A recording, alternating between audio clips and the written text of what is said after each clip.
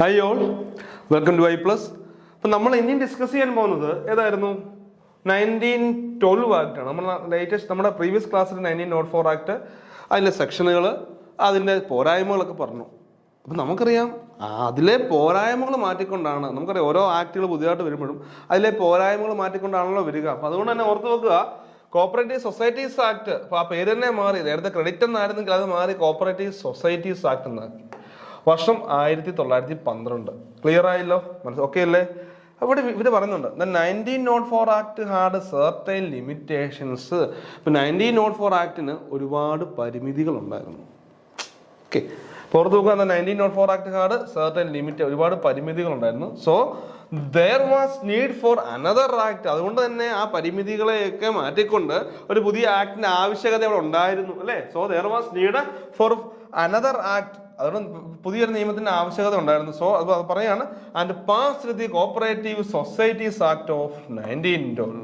അപ്പൊ 1904 ആക്ടിലെ പരിമിതികളൊക്കെ പരിഹരിച്ചുകൊണ്ട് 1912 ആക്ട് വരികയാണ്. അപ്പം ഇറ്റ് വാസ് ആക്ട് 2 ഓഫ് 1912. അപ്പം 1912 രണ്ടാമത്തെ ആക്ട് ആണെന്ന് ഓർത്തു പോകുക. പിന്നെ പറയുന്നത് എത്ര സെക്ഷൻസുകളുണ്ട്? ഇറ്റ് കണ്ടെയ്ൻഡ് 50 സെക്ഷൻസ് എന്ന് ഓർത്തു പോകുക കേട്ടോ. നേരത്തെ 1904 29 ആയിരുന്നു. 1904 29 ആണെങ്കിൽ 1912 എത്രയാണ്? 50 എണ്ണമുള്ളൂ, 50 വകുപ്പുകളുണ്ട്.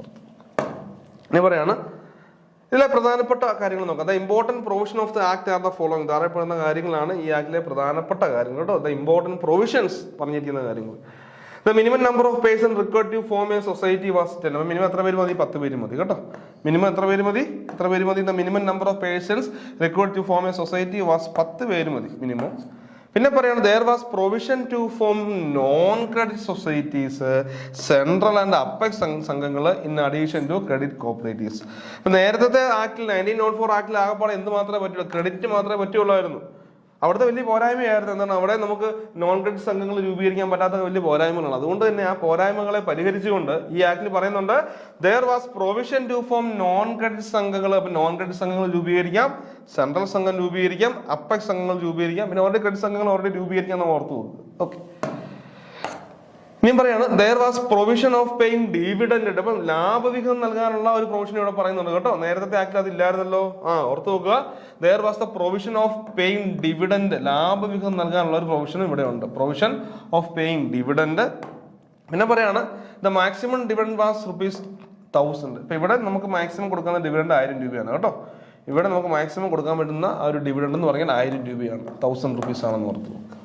ഓക്കെ, ഇനിയും പറയാണ്, the members were restricted to hold 1/5 of the total capital. അപ്പൊ ഇവിടെ എന്താണ്? റെസ്ട്രിക്റ്റഡ് ആണ്. ടോട്ടൽ ക്യാപിറ്റലിന്റെ 1/5 മാത്രമേ കൈവശം വെക്കാൻ പറ്റുള്ളൂ, ഹോൾഡ് ചെയ്യാൻ പറ്റുള്ളൂ കേട്ടോ. പിന്നെ reserve fund, the reserve fund was 25% of the net profit. അപ്പൊ ഇവിടുത്തെ റിസർവ് ഫണ്ട് എന്ന് പറഞ്ഞാൽ അത് നമ്മുടെ അറ്റ ലാഭം അല്ലെ, നെറ്റ് പ്രോഫിറ്റിന്റെ എത്രയാണ്? 25% ആയിരിക്കണം. Okay, the reserve fund was 25% of the net profit എന്ന് ഓർത്ത് നോക്കുക. പിന്നെ പറയുന്നുണ്ട്, there are 2 ക്ലാസിഫിക്കേഷൻ. രണ്ടായിട്ട് ഇവിടെ എന്താണ് ക്ലാസിഫൈ ചെയ്യുകയാണ്. ലിമിറ്റഡ് ലയബിലിറ്റി സംഘമെന്നും അൺലിമിറ്റഡ് ലയബിലിറ്റി സംഘങ്ങളെന്നും ഓർത്ത് നോക്കുക. ഓക്കെ, ലിമിറ്റഡ് ലയബിലിറ്റി സംഘവും അൺലിമിറ്റഡ് ലയബിലിറ്റി സംഘവും എന്ന് ഇവിടെ ക്ലാസിഫൈ ചെയ്യുകയാണ്. പിന്നെ പറയാണ്, the dealings of the society shall be with members only. ഇവിടെ ഡീലിംഗ്സ്, ഇടപാടുകൾ സംഘത്തിലെ അംഗങ്ങളുമായിട്ട് മാത്രമേ പറ്റുള്ളൂ.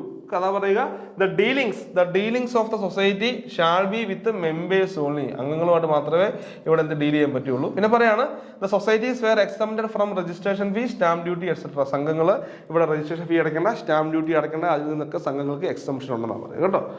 The societies were exempted from registration fee, stamp duty etcetera. Registration ഫീസിൽ നിന്നും സ്റ്റാമ്പ് ഡ്യൂട്ടിയിൽ നിന്നൊക്കെ എക്സംപ്ഷൻ ഉണ്ടായിരുന്നു. പിന്നെ പറയാണ്, the accounts of the society shall be audited in every year with cost എന്നാണ്. എല്ലാ വർഷവും ഓഡിറ്റ് ചെയ്യണം വിത്ത് കോസ്റ്റ്. ആ കോസ്റ്റിനെ പറ്റിയും പറയുന്നതെന്ന് ഓർത്ത് നോക്കുക. Accounts of every society shall be audited in every year with cost. പിന്നെ പറയാണ്, the power of registrar shall be delegated to subordinates. ഈ ആക്ടിലെ ഏറ്റവും നല്ല ഒരു കാര്യമല്ലേ, നേരത്തെ നമ്മൾ പറഞ്ഞു അവിടെ രജിസ്ട്രാറിന്റെ അധികാരങ്ങൾ താഴെത്തട്ടിലേക്ക് ഡെലിഗേറ്റ് ചെയ്യാൻ പറ്റില്ല. അദ്ദേഹം തന്നെ എല്ലാം പോയി ഓഡിറ്റ് ചെയ്യണം. വലിയ കഷ്ടപ്പാടല്ലേ? ഇവിടെ നോക്കിയേ, ഇവിടെ പറയുന്ന power of registrar shall be delegated to subordinates. ഇവിടെ സബോർഡിനേറ്റിന് എന്ത് ചെയ്യാൻ പറ്റും? ആ രജിസ്ട്രാറിന്റെ അധികാരങ്ങൾ കൈമാറാൻ പറ്റും കേട്ടോ. മനസ്സിലാക്കുക. ഓക്കെ, ക്ലിയർ ആയെന്ന് ഞാൻ വിചാരിക്കുന്നു. ക്ലിയർ അല്ലേ? ഓക്കെ അല്ലേ? ഇനി അടുത്ത മൊണ്ടേഗു ചെംസ്ഫോർഡ് റിഫോംസ് ആക്ട് 1919. വളരെ പ്രധാനപ്പെട്ടാണ് കേട്ടോ, ഓർത്തോണേ. നമുക്കറിയാം Montagu Chelmsford reforms as more briefly known as Montford reforms എന്ന് പറയും. മൊണ്ടേഗു-ചെംസ്ഫോർഡ് റിഫോംസിനെ മോൺഫോർഡ് റിഫോംസ് എന്ന് പറയും. ഇൻട്രൊഡ്യൂസ്ഡ് ബൈ എന്താണ് colonial government to introduce self governing institution gradually in British India. So in 1919 cooperatives were made provincial subject, state subject ആണെന്ന് ഓർത്തുക. അതുകൊണ്ടാണ് ഇപ്പോഴും നമ്മുടെ സ്റ്റേറ്റ് സബ്ജക്റ്റ് ആയിട്ട് നിൽക്കുക. സഹകരണം ഒരു സംസ്ഥാന വിഷയമല്ലേ, സഹകരണം ഒരു സ്റ്റേറ്റ് സബ്ജക്റ്റ് ആണെന്ന് ഓർത്തുക. So in 1919 the cooperatives were made provincial subject. Provincial അന്ന് പ്രവിശ്യയായിരുന്നു, ഇപ്പോൾ സ്റ്റേറ്റ് ആണ്. അതായത് സ്റ്റേറ്റ് സബ്ജക്റ്റ് ആണ്, ഓരോ സംസ്ഥാനമാണ് അതുമായി ബന്ധപ്പെട്ട തീരുമാനങ്ങൾ എടുക്കുക അല്ലേ. State subject making each province അല്ലെങ്കിൽ state responsible for cooperative movement and its development.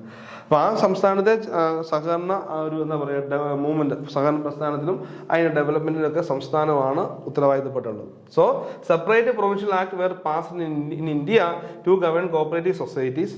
Okay, അപ്പൊ അങ്ങനെ ഓരോ പ്രവിശ്യയും അവരുടേതായിട്ടുള്ള നിയമങ്ങൾ പാസ്സാക്കി.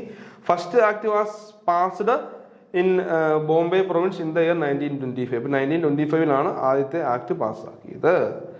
ഓക്കെ, അത് ഓർത്ത് നോക്കുക കേട്ടോ. പിന്നീട് മദ്രാസ് പ്രൊവിൻസിലേക്ക് കണ്ടു. മദ്രാസ് കോപ്പറേറ്റീവ് സൊസൈറ്റീസ് ആക്ട് 1932 ആണെന്ന് ഓർത്ത് നോക്കണേ.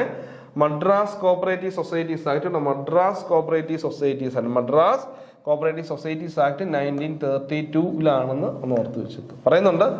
Madras province in 1932 passed the എന്താണ് Madras cooperative societies act which was prevalent in Malabar region of Kerala. കേരളത്തിലെ മലബാർ റീജിയനിൽ പ്രചാരത്തിലുണ്ടായിരുന്നത് ഏതായിരുന്നു? മദ്രാസ് ആക്ട് ആയിരുന്നു. ഓക്കെ, അപ്പം നമ്മുടെ 1969 ആക്ടിലേക്ക് this act continued in Malabar area till the Kerala cooperative societies act came into force on 15/5/1969. അപ്പോൾ നമ്മുടെ 1969 നമ്മുടെ ആക്ട് വരുന്നത് വരെ മദ്രാസ് ആക്ട് ആയിരുന്നു നമ്മുടെ കേരളത്തിലും മലബാർ ഏരിയാസിലും എന്ത് ചെയ്യുക, ആ മലബാർ ഏരിയയിൽ പ്രചാരത്തിലുണ്ടായിരുന്നു ഓർത്ത് വെക്കുക. The first cooperative society registered under the Madras Cooperative Societies Act in Malabar region was Koduvayur agriculture credit society. ഇപ്പൊ കൊടുവായൂർ അഗ്രികൾച്ചർ ക്രെഡിറ്റ് സൊസൈറ്റി ആണ് ഈ ആക്ടിന് അണ്ടറിൽ നമ്മുടെ മദ്രാസിന്റെ അണ്ടറിൽ നമ്മുടെ മലബാർ ഏരിയയിൽ ആദ്യമായിട്ട് എന്ത് ചെയ്യുക, രൂപീകരിച്ചെന്ന് ഓർത്തു കേട്ടോ. പറയുന്നുണ്ട് the first cooperative society registered under the Madras cooperative societies act. Madras cooperative societies ആക്ടിന് അണ്ടറിൽ ആദ്യമായിട്ട് രജിസ്റ്റർ ചെയ്ത് ഏതാണെന്ന് ചോദിച്ചാൽ കേരളത്തിൽ നിന്നാണ് കൊടുവായൂർ അഗ്രികൾച്ചർ ക്രെഡിറ്റ് സൊസൈറ്റിയാണ്. അതിന്റെ ഇപ്പോഴത്തെ പേര് the present name of the societies Koduvayur urban cooperative bank എന്ന് പറഞ്ഞു. നിലവിൽ അത് അറിയപ്പെടുന്ന കൊടുവായൂർ അർബൻ കോപ്പറേറ്റീവ് ബാങ്ക് എന്ന് ഓർത്തു കേട്ടോ. The first cooperative societies act in India, the cooperative credit societies act of 1904 and the cooperative societies act of 1912 were also existed in the Malabar region till the passing of the Madras Cooperative Societies Act in 1932. ഇപ്പം Madras cooperative societies act 1932 വരുന്നത് വരെ ഇന്ത്യയിലെ 1904 ആക്ടും അതിനുശേഷം വന്ന 1912 ആക്ടും ആയിരുന്നു ഇവിടെ നമ്മുടെ മലബാർ ഏരിയാസിൽ പ്രചാരത്തിലുണ്ടായിരുന്നത്. അതിനുശേഷം മദ്രാസ് കോപ്പറേറ്റീവ് സൊസൈറ്റീസ് ആക്ട് വരുന്നു. അതിനുശേഷം 1969 വരെ ഈ മദ്രാസ് കോപ്പറേറ്റീവ് സൊസൈറ്റീസ് ആയിരുന്നു മലബാർ ഏരിയയിൽ ഓർത്തു നോക്കുക കേട്ടോ. ഓക്കെ, ഇനി നമുക്ക് മദ്രാസ് കോപ്പറേറ്റ് എന്താണ് മൾട്ടി സ്റ്റേറ്റിനെ കുറിച്ചുള്ള കാര്യങ്ങളാണ്. അത് നമുക്ക് എന്ത് ചെയ്യാം, അടുത്ത ക്ലാസ്സിൽ നമുക്ക് മദ്രാസ് കോപ്പറേറ്റീവ് സൊസൈറ്റീസുമായി ബന്ധപ്പെട്ട കാര്യങ്ങൾ നോക്കാം കേട്ടോ. ഓക്കെ, വളരെ പ്രധാനപ്പെട്ട കുറച്ച് കാര്യങ്ങൾ പറയുന്നുണ്ട്. അത് നമുക്ക് അടുത്ത ക്ലാസ്സിൽ വളരെ വിശദമായിട്ട് മനസ്സിലാക്കി പോകാം. Okay, thank you. ഇപ്പോൾ ഈ കാര്യങ്ങൾ പ്രോപ്പറായിട്ട് മനസ്സിലാക്കുക, പ്രോപ്പറായിട്ട് ക്ലാസ്സിൽ കണ്ട് ഷോർട്ട് നോട്ട് കണ്ട് കാര്യങ്ങൾ മനസ്സിലാക്കുക. Okay, thank you.